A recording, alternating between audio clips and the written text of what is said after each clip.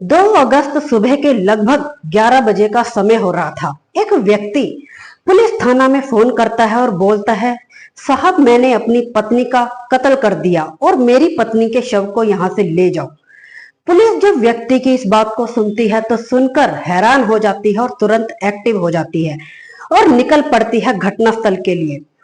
दोस्तों, आज की कहानी काफी हैरत अंगेज है, सोचने पे मजबूर कर देने वाली है।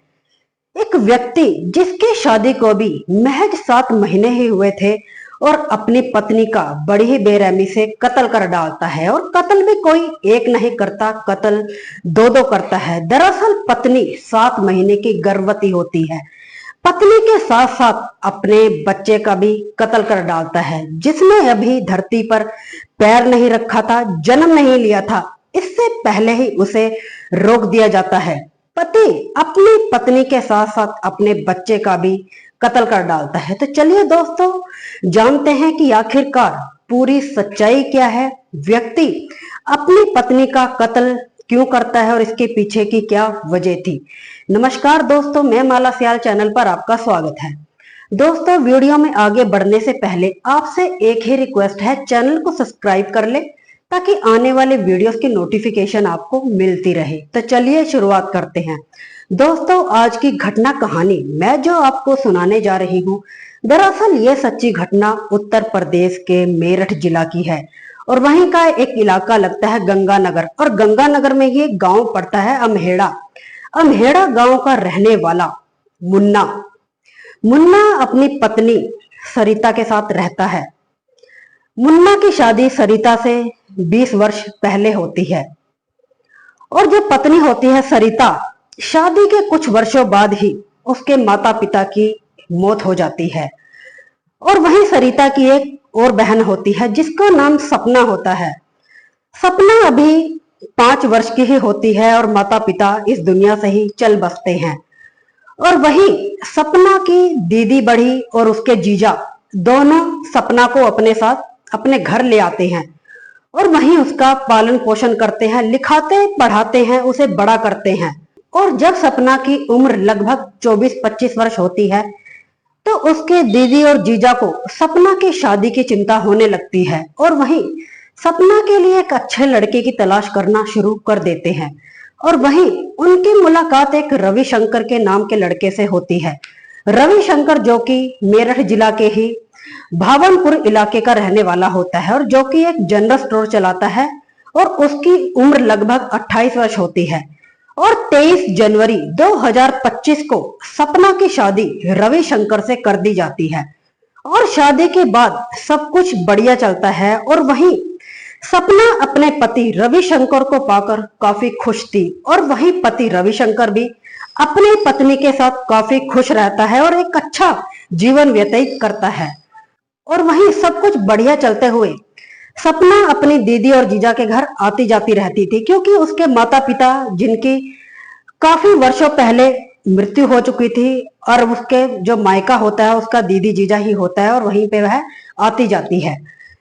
और वहीं 26 जुलाई तीज के त्योहार पर अपनी दीदी सरिता और जीजा मुन्ना के घर जाती है और वहां पर हंसी खुशी रहती है, क्योंकि त्योहारों का दिन होता है और घर का माहौल भी काफी अच्छा होता है। जैसे ही 3 से 4 दिन निकल जाते हैं, 2 अगस्त सुबह के लगभग 9 बजे रविशंकर अपनी पत्नी सपना के जीजा मुन्ना को फोन करता है और बोलता है कि जीजा आप कहां पर हो और मेरा सपना से मिलने का बहुत मन कर रहा है और रात को मैंने बहुत ही डरावना सपना देखा है और मैं अपनी पत्नी को अभी देखना चाहता हूं और मैं अभी आ रहा हूं वहां पर।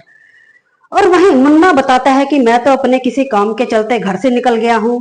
और जो फिर बच्चों के लिए पूछता है रविशंकर, और बच्चों के लिए मुन्ना बताता है कि बच्चे तो स्कूल गए हैं। और फिर जो उसकी पत्नी होती है सरिता, सरिता के लिए पूछता है तो सरिता के लिए बताता है कि सरिता तो सपना के साथ ही घर पर ही है। रविशंकर तुरंत घर से निकल पड़ता है, अपनी पत्नी के लिए अल्मेड़ा गांव के लिए चल पड़ता है। और वहीं जैसे ही वहां पहुंचता है, उसकी पत्नी अपने पति को देखकर काफी खुश होती है और वहीं उसकी बड़ी बहन भी होती है। और वहीं जमाई राजा की काफी खातिरदारी की जाती है, खाना पीना बनाया जाता है। और वहीं उसकी दीदी किसी काम से पड़ोस में ही चली जाती है और उसे लगभग गए 2 से 3 घंटे हो जाते हैं।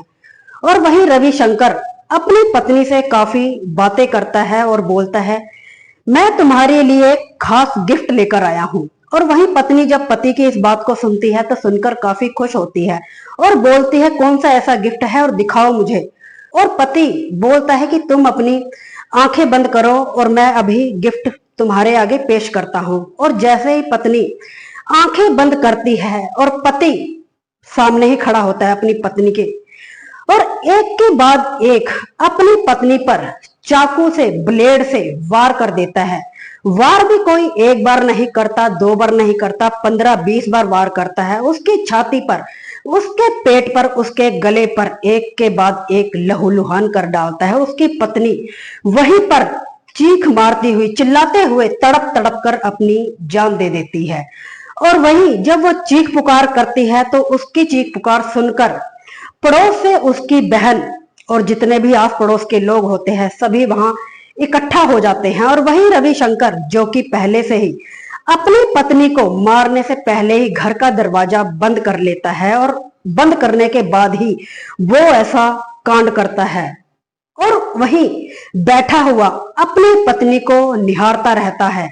और जब लगभग 10 से 15 मिनट गुजर जाते हैं और वहीं पुलिस थाना में फोन करता है और बोलता है, साहब मैंने अपनी पत्नी का कत्ल कर दिया और मेरी पत्नी के शव को यहां से ले जाओ।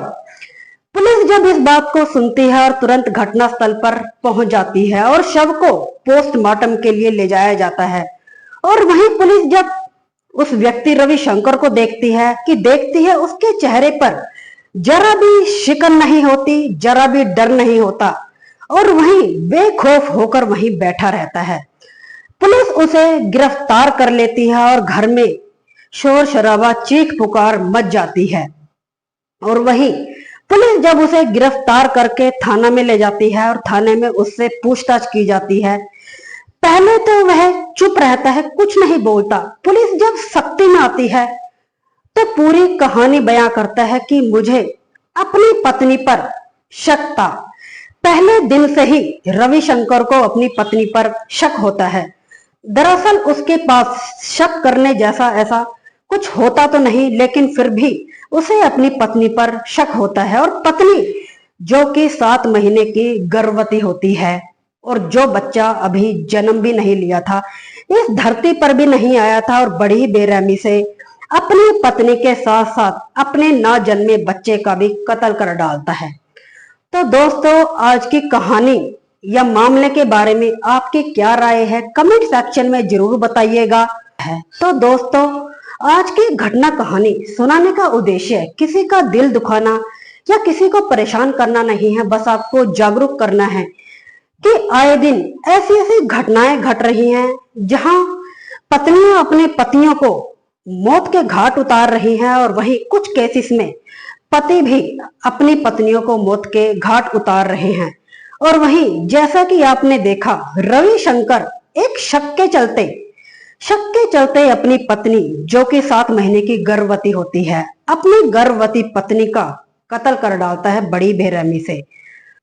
दोस्तों, आज की कहानी घटना आपको कैसी लगी, कमेंट सेक्शन में जरूर बताइएगा।